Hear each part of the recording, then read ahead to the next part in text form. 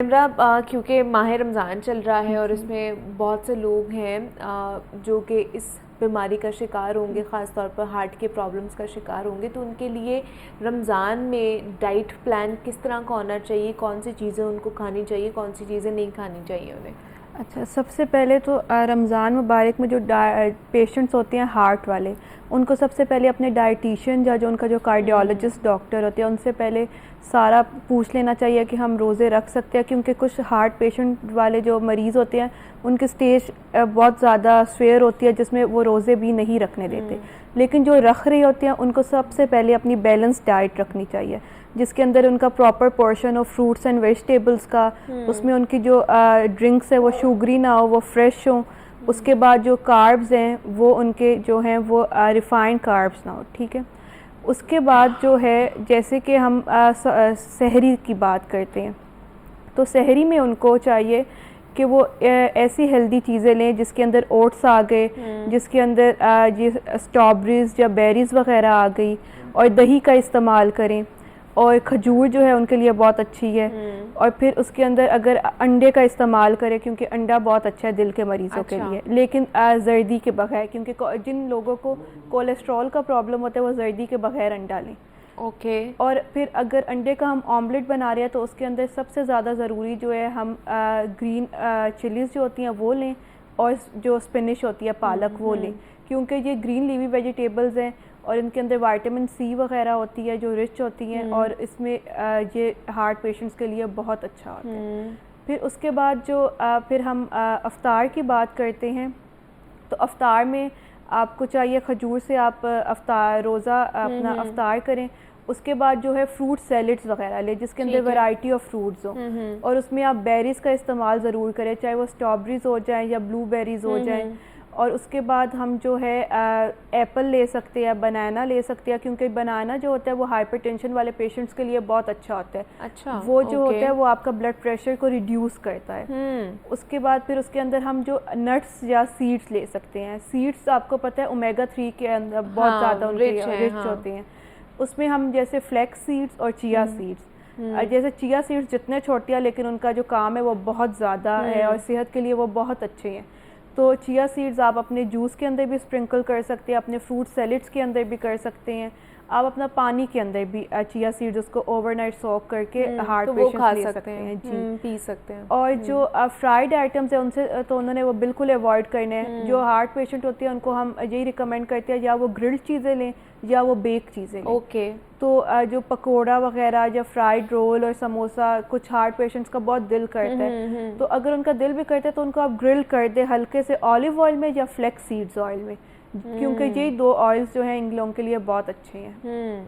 और आप जो है वॉलनट्स का इस्तेमाल बहुत ज़्यादा करें, क्योंकि वॉलनट्स जो है वो रिच इन ओमेगा 3 हैं, और जो हम ये हमारे कोलेस्ट्रॉल लेवल्स को भी कम करते हैं। और वो स्टडी में ये बता रहे थे कि जो वॉलनट्स होते हैं वो आपका जो हार्ट डिजीज़, जितनी भी हार्ट डिजीज़ होती हैं वो 22% जो होती हैं वो उनका रिस्क जो होता है वो कम कर देती हैं। उसके बाद अगर कुछ लोग जैसे होते हैं वो अफ्तार में खाना पसंद करते हैं, बाकी चीज़ें लेना नहीं पसंद करते, तो उनको भी यही चाहिए कि आप अपनी एक जो सफ़ेद आटे की रोटी होती है उसके साथ कोई ऐसा जो भी कड़ी बनी हुई है या कोई कबाब ले लें जो ऑलिव ऑयल में फ्राइड हो, या सरसों का तेल भी इस्तेमाल कर सकते हैं।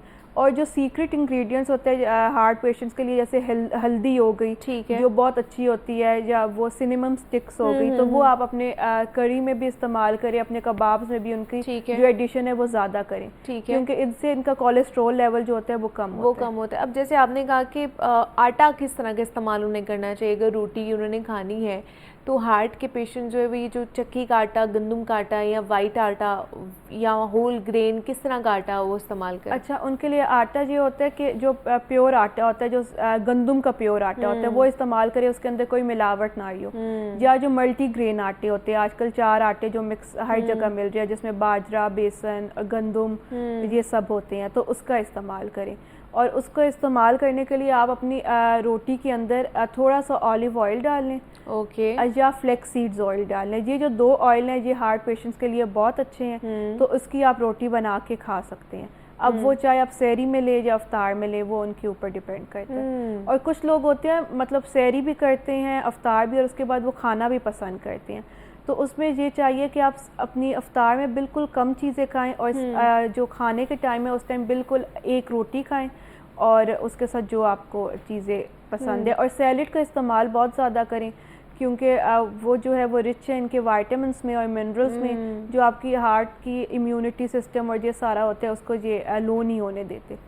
अच्छा, जैसे अब हमारे यहाँ पे तो हम सुनते हैं ना कि ओमेगा 3 अगर आपने लेना है वो सेहत के लिए बड़ा अच्छा है, ख़ासतौर पे हार्ट हेल्थ के लिए बड़ा अच्छा है। तो हमारे दिमाग में सिर्फ मछली आती है कि शायद उसी से हमें मिल रहा होता है। तो इस मौसम में क्या फ़िश खा सकते हैं जिनको हार्ट का प्रॉब्लम है? फ़िश जो है वो आप खा सकते हैं इस मौसम में, लेकिन एक वो होता है ना कि आपका जो होता है डाइटरी हेल्थ के लिए कितनी ज़रूरी है कितनी नहीं। तो जो 1 ऑन्स फ़िश होती है हार्ट पेशेंट्स वाले वो खा सकते हैं, और वो उनको चाहिए जो ज़्यादा फैटी फ़िश हो या जो वाइट फ़िश होती है जिसमें टूना आ गया या वो सैल्मन आ गया या ट्राउट फ़िश जो होगी वो हार्ट पेशेंट यूज़ कर सकते हैं इस मौसम में।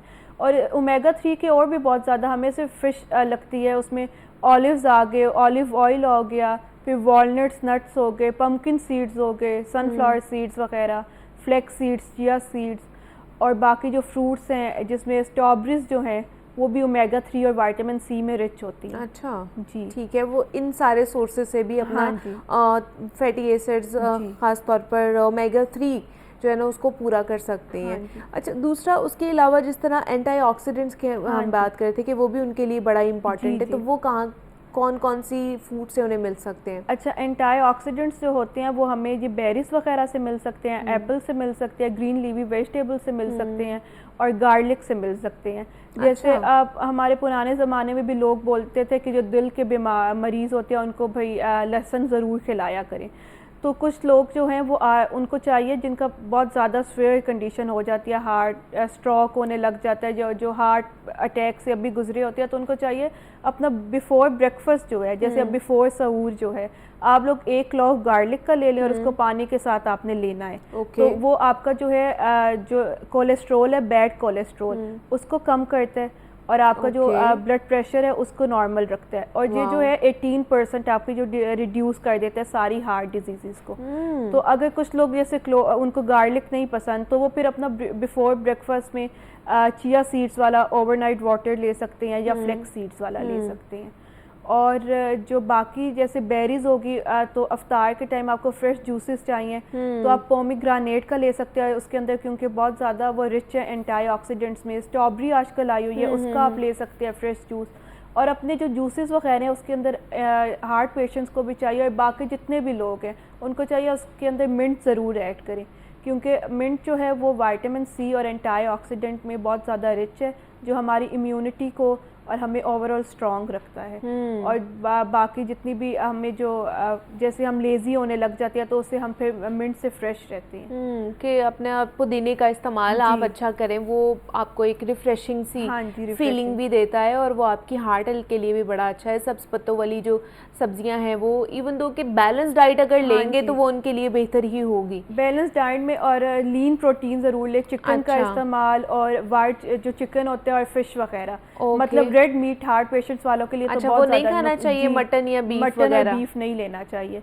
और जो फ्रूट्स एंड वेजिटेबल्स हैं उसका plenty of fruits and vegetables होने चाहिए। आपको अपना हाइड्रेशन लेवल भी रमज़ान में जो है हार्ट पेशेंट्स को बहुत ज़रूरी है कि उसको बैलेंस रखें।